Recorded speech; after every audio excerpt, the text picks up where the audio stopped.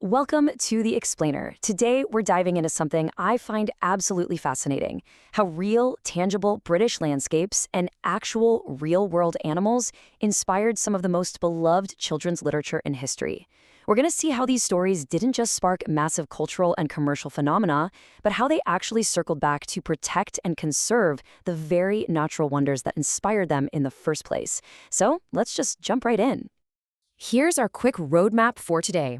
We're basically tracking the journey from raw nature to global legacy. We'll start with a map of British literature, head up to the beautiful Lake District, uncover the real tale of Peter Rabbit, look at the cultural phenomenon it became, and then wrap up with the surprisingly true origins of Winnie the Pooh. All right, Section 1, the geography of literature. Let's ground ourselves in the physical world of these timeless tales. It's pretty wild to think about, but British geography is deeply intertwined with its literary giants. These aren't just made-up places conjured out of thin air. The actual physical environment of the UK acted as this living, breathing canvas for the world's most enduring characters. The terrain, the moody weather, the local wildlife, it all fueled the imaginations of these authors in ways that honestly still resonate with us today. Moving on to Section 2, the beautiful Lake District, which is essentially the ultimate cradle of inspiration. Let's zoom in a bit. If you've never been, it is widely considered the most stunning region in England. We're talking dramatic, U-shaped valleys and these shimmering, massive lakes formed roughly 15,000 years ago during the Ice Age. It's just majestic. And honestly, it brilliantly illustrates why thousands of travelers and artists are drawn here year after year. The sheer scale of these river valleys, the mountains, the waterfalls, they quite literally shaped the artistic minds of the region. And that vibe was perfectly captured by William Wordsworth. He's one of the most famous romantic poets in English literature, and he spent most of his life right here in the Lake District. He didn't just write deeply romantic poetry, like that famous line, "My heart leaps up when I behold a rainbow in the sky." He actually wrote one of the very first guidebooks to the area. He lived this wonderfully simple life, super connected to the environment, and practically launched the entire Romantic age in literature just based on his absolute reverence for this nature. Which brings us to Section 3, the tale of Peter Rabbit and Beatrix Potter's incredible legacy.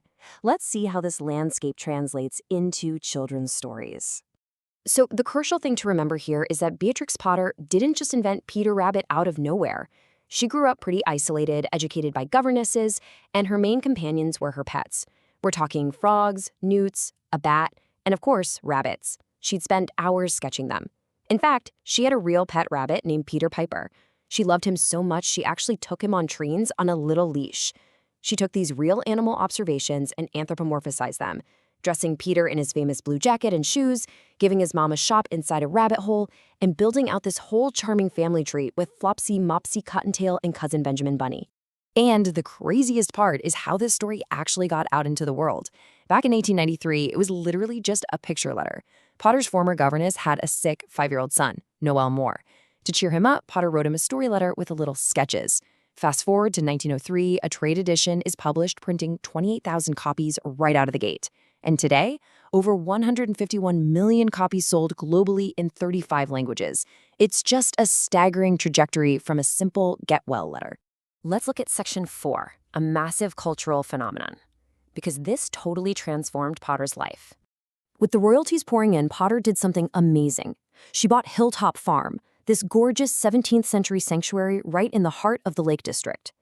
After she moved there in 1906, she fell completely in love with the rugged peaks and the deep lakes. This farm actually became the setting and the direct visual inspiration for so many of her later stories. And her creations quickly exploded far beyond just books. It sparked this massive industry of merchandise. We're talking official Royal Mail stamps with her watercolors and these incredibly delicate Peter Rabbit chess sets. This was commercial success on a scale that was super rare at the time. She turned a beloved children's book into a full-blown global brand. But here is where the story gets really, really cool. What did she do with all that wealth? Well, Potter became a passionate conservationist and a sheep breeding expert. She used her massive royalties to buy over 4,000 acres of land and 15 farms in the Lake District. And when she died, in this beautiful full-circle moment, she left it all to the National Trust. She specifically did this to protect the very landscape that inspired her from industrialization. To this day, it's the largest gift the National Trust has ever received. You can actually still celebrate this legacy today at places like the Beatrix Potter Gallery in Hawkshead. Fun fact, this building used to be the office of her husband, William Heelis. He was the local solicitor who actually helped her legally acquire all that protected land. They worked closely together, fell in love, and were happily married for 30 years, basically dedicating their lives to preserving the Lake District. All right, Section 5, Winnie the Pooh's True Origins. We're leaving the Lake District behind because this next one is a total trip. So the name itself has a super fascinating origin. The original toy bear that A.A. Milne's wife bought for their son at Harrods was actually just named Edward Bear. That's the bear Christopher Robin originally dragged down the stairs. But the name we all know today, Winnie the Pooh, actually comes from a completely unexpected combination of two real-life animals. Let's break it down. First off, Winnie was a real, living Canadian black bear. During World War I, a Canadian soldier bought a bear cub for $20 from a hunter. He named her Winnie after his hometown of Winnipeg, brought her to England, and eventually left her at the London Zoo, where she became a huge attraction. Christopher Robin loved visiting her. And the Pooh part? That was literally just the name of a swan that Christopher Robin used to feed and shout out to while the family was vacationing in Sussex. A.A. Milne loved the combos so much, Edward Bear was officially renamed. And this just shows Milne's absolute genius. He built an entire immersive literary world almost completely around his kids' physical reality. Piglet, Eeyore, Kanga, Roo, Tigger, they were all real stuffed toys sitting right there in Christopher Robin's playroom.